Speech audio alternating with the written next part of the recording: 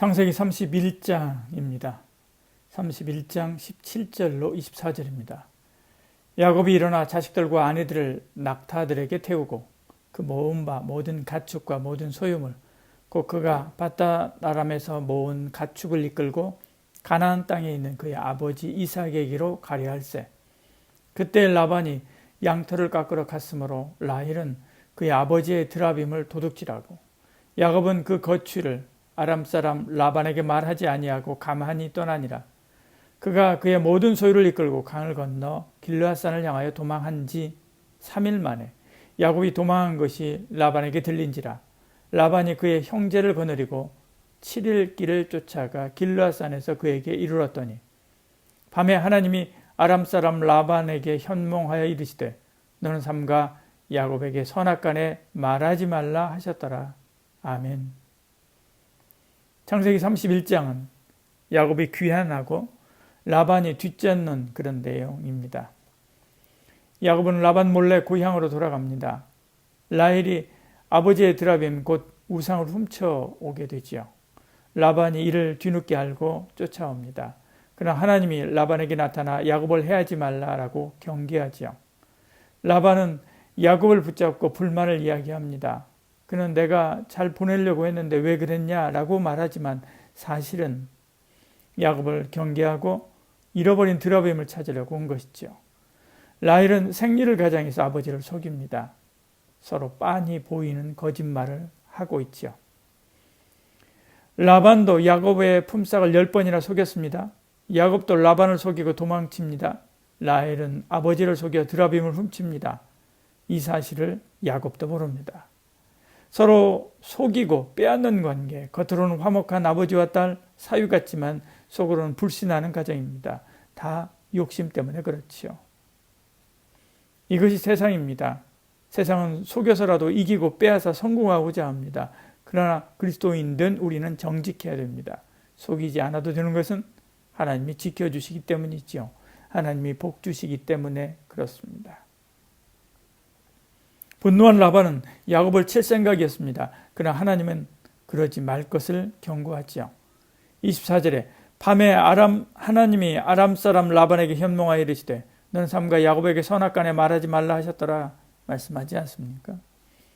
하나님은 라반에게 야곱을 잡아도 건드리지도 말고 묻지도 말고 따지지도 말라라고 말합니다. 하나님께서 이렇게 개입하고 계신 것을 야곱은 전혀 모르지요. 그가 알든 모르든 하나님은 야곱을 지키고 계신 것을 보지요. 지금 야곱과 그의 가족의 태도는 라반의 태도와 사실은 별반 다르지 않습니다. 그런데도 하나님은 야곱을 지키고 보호하십니다. 왜냐하면 그를 택하시고 사랑하시기 때문에 그렇지요. 우리도 이처럼 사랑받고 있습니다. 하나님의 보호 아래 있습니다. 오늘도 하나님의 보호하심을 믿고 모든 것을 맡기는 저와 여러분 되기를 바랍니다. 라반이 야곱을 붙잡고 이야기를 하다가 보니까 자기 딸들과 손자들이 눈에 들어옵니다. 43절에요.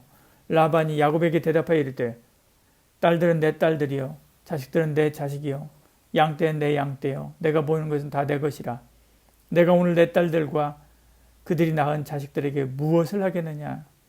욕심 때문에 적대시하고 싸웠지만 막상 얼굴을 맞대고 보니까 내 사랑하는 가족인 것입니다. 내 딸이고 내 새끼인 거지요. 내 손주인 거지요.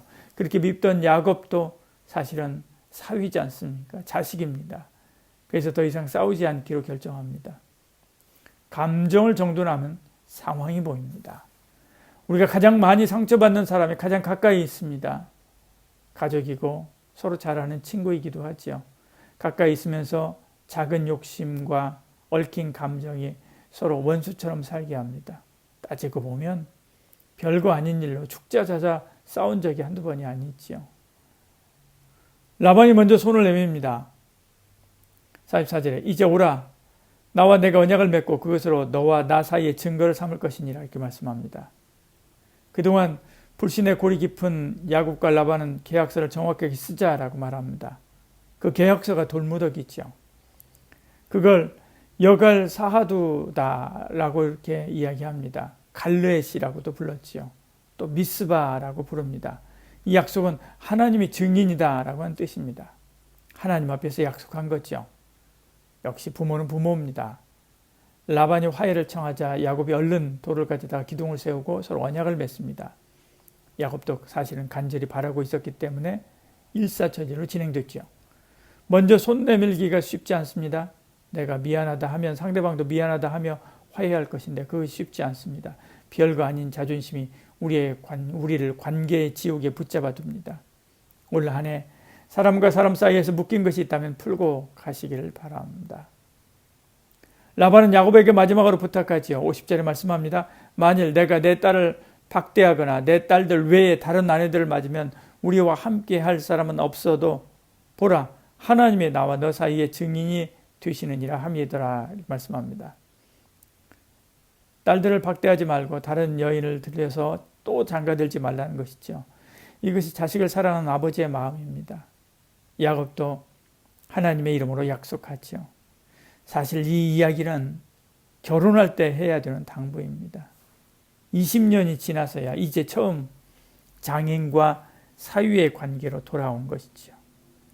그들은 처음으로 하나님 앞에 함께 제사드리고 가족다운 모습으로 회복합니다.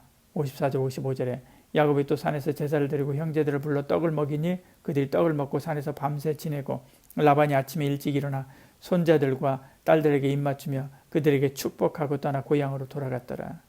그들은 행복했을 것입니다.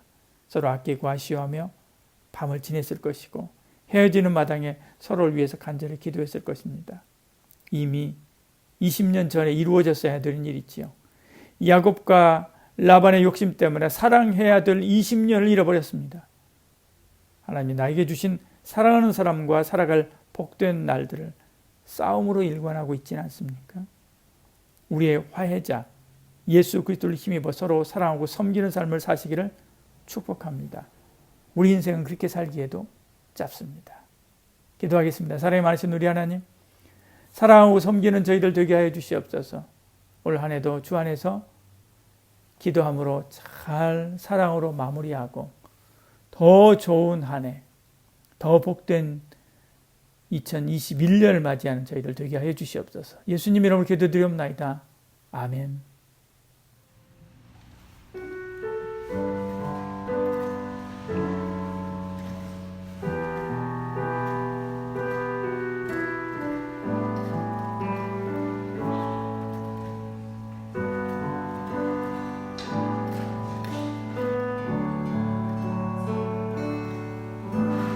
주의 사랑을 주의 선하심을 주의 은혜를 생각해보라.